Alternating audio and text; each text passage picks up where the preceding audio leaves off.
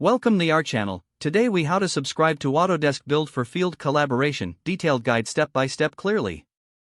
Visit the Autodesk Build website. Locate the Sign In button at the top right corner of the page. Click on the Sign In button. If you already have an Autodesk account, enter your email and password. If you do not have an account, click on Create Account. Fill in the required information to set up your new account. After creating your account, return to the Autodesk Build homepage.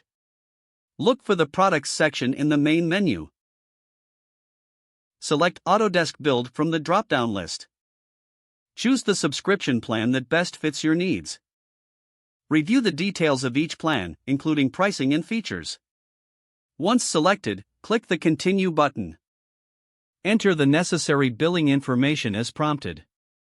Review your order summary to ensure everything is correct. Confirm your subscription by clicking Submit Order. Upon confirmation, you will receive a confirmation email. Follow the instructions in the email to activate your Autodesk Build account. Once activated, log in to Autodesk Build. Explore the features for field collaboration. Set up your team and project details to maximize your experience. You are now ready to start using Autodesk Build for field collaboration. If the page does not load, refresh the browser or try again in a private or incognito window. Make sure you are using the correct email address, then retype it carefully to avoid small typos. If your password is not accepted, use the reset option and create a new strong password you can remember. Check your spam folder for verification or security emails, then complete any requested confirmation step. Enable two-factor authentication if available to improve account security and reduce unauthorized access risk.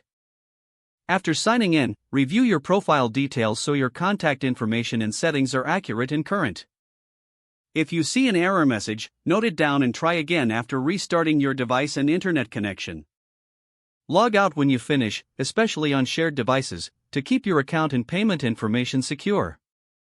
If the page does not load, refresh the browser or try again in a private or incognito window.